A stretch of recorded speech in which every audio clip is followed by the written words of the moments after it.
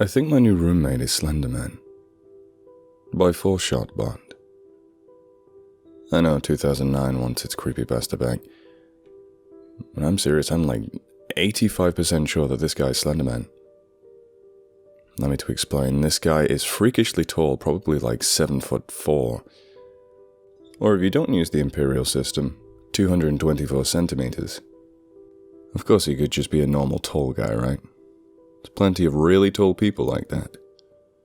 Maybe the depression and loneliness has just made me paranoid, I used to say. But he also doesn't seem to want to show his face, always wearing something that'll cover it up. When I first met the guy, he was wearing a ski mask and sunglasses. Yeah, inside his apartment, wearing a ski mask and sunglasses. He just told me he was worried about the virus going around and has really sensitive eyes. Weird, right? Anyways, I don't want to get too into depth into my situation because I'm assuming you guys don't want to hear about some guy in his early 30s talking about his problems. But, long story short, I ended up having to get a new job and I got laid off because I hadn't come to work for personal reasons. My new job at a nearby convenience store pays me about enough to lay awake hungry at night if I didn't get a new place to live. So I ventured to Craigslist to try and find people who needed roommates. I'd been searching for the past month, but just couldn't find anything in my dogshit price range. One day though, after that month-long search, I found an amazingly suspicious deal at a relatively nearby apartment. The listing stated the person would be looking for one roommate willing to pay 20% of the monthly bill. I figured it would just be some group of broke teenagers trying to pay as little as possible at first. I mean, realistically, that would be the only real reason I'd have to pay so little. So I kept reading and found that currently only the lister is living there. I thought it must have been a joke or a typo or something. But when I called to see if it was still available, the man confirmed that it would be just him and I living there. I asked why he was offering such a low percentage for the roommate, to which he responded, "I don't get out much, just kinda want someone around, you know?" Considering the pandemic, I figured he was one of those work-at-home types and prefers not to leave the confinements of his home.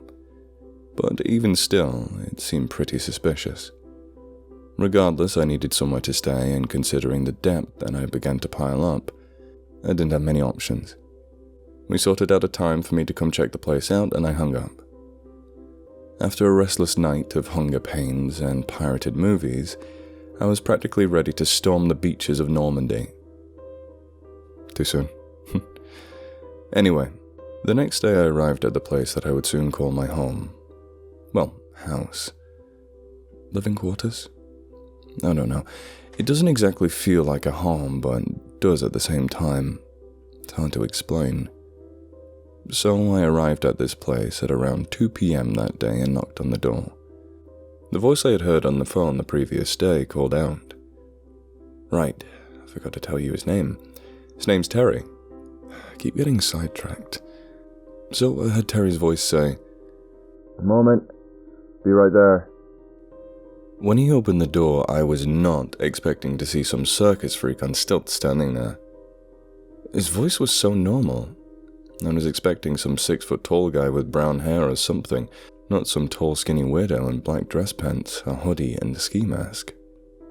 You get the idea. His hands were rather pale too, not ghost white, but still like someone who hadn't seen the light of day in years. He must have seen the look of confusion on my face because he started laughing and said, "Man, it looks like you've seen a ghost. Do you want to check the place out or what?" I said, "All right," and went inside. Yet again, more shit that didn't quite add up. A pretty average apartment. It's pretty nice, in fact. I have no idea what I was expecting, but seeing a normal apartment setup like he was just your average Joe just didn't make sense in the slightest to me. It had a comfortable-looking couch that was definitely not cheap, a huge-ass TV with every console known to man underneath, and a whole fuck-ton of games inside a cabinet next to the TV. He saw me with my mouth agape, staring at the impressive setup. "You play games, kid?" he asked me. Yeah, but I've never seen so many consoles just sitting in one place. I was genuinely amazed at the collection, as I'd never seen more than one console and PC at one time. Wait, why did you call me a kid? I'm 32, you know. Right, I'll show you. We'd begun to walk down the short hallway type thing. The small-ass hallways you only see in apartments or small houses. Just as we began to walk past what I was assuming to be his room, he quickly slams his door shut, but not before I saw one of his walls lined with 3 anime posters. I didn't quite catch what anime they were from, but I looked at him and raised my eyebrows in a knowing manner. So, you like anime? I don't want to talk about it. Alright, I won't judge, I said with my eyebrows still raised. He walked a few more steps. More like one for him, but a few for me. We came to a door and stopped. Well, this'll be your room if you're still interested. I could hear we still flustered. I never realized you could tell something like that from someone's voice. Anyway, as to be expected, it was a completely empty room with white walls and a small closet inside. I turned around after looking through the door and was about to tell him it looks good, but I hesitated. I could have sworn I saw some kind of shadowy tentacle-like thing for a split second before it vanished. Weird, but I was so sleep-deprived and hungry, I just figured I was seeing things at this point. Looks good, I said, slightly stumbling over my words. Great. When you plan on moving in then? He said with slight enthusiasm. I could start tomorrow if you don't mind. Sounds good. How long do you anticipate? I hesitated. Remembering I had sold most of my belongings I considered unnecessary, so I had money to pay the bills. Considering I had only my new job for 2 weeks and hadn't had a job for a month before that. So pretty much all I had was a mattress, no bed frame. It being one of those things I sold, my PC, monitor, desk, chair, blanket, pillow, and clothes. I'll be finished by tomorrow, I don't have much to move. Really? He seemed truly surprised, which seemed weird considering the guy only asked me to pay about $400 a month for the place. No financially stable person is going to trust that. But I am in fact very poor, and couldn't afford to find another place. Yeah, I went there. It would be a crime not to. Yeah, I had to sell a bunch of stuff a while back. See you tomorrow then, I stated. We'll just fill out your paperwork tomorrow. See you then. With that, I was off. I went to McDonald's for a little bit of food to satiate my hunger. Then I went to try and get some sleep at 4 p.m, like a real man. I should mention that I have weekends off, which is why I didn't have to work for the day before, or rather night. You get the idea. Anyway, so, the next day I packed my stuff into my SUV, strapped my mattress to its roof, and was out about noon. When I arrived shortly after, I knocked on the door and waited. No answer.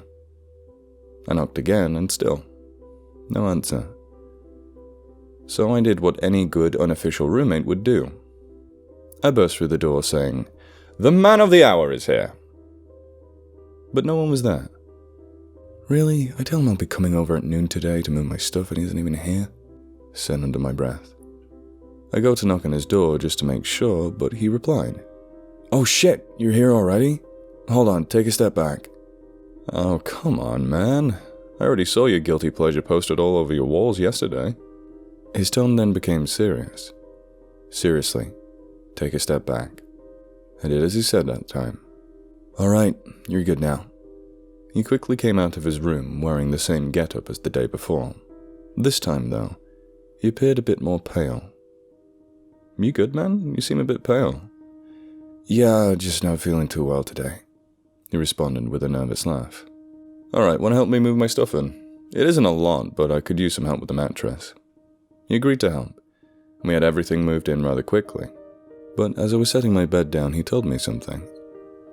Oh, and by the way, if you ever hear any noises coming from my room at night, don't worry about it. I suffer from night terrors, and so I can sometimes make a lot of noises in my sleep.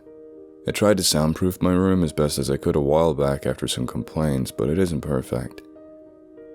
I thought it was a bit strange that it only happened to occur to him then to let me know, but I told him it wouldn't be any issue since I worked the graveyard shift at my job, so I wouldn't be sleeping at night anyway.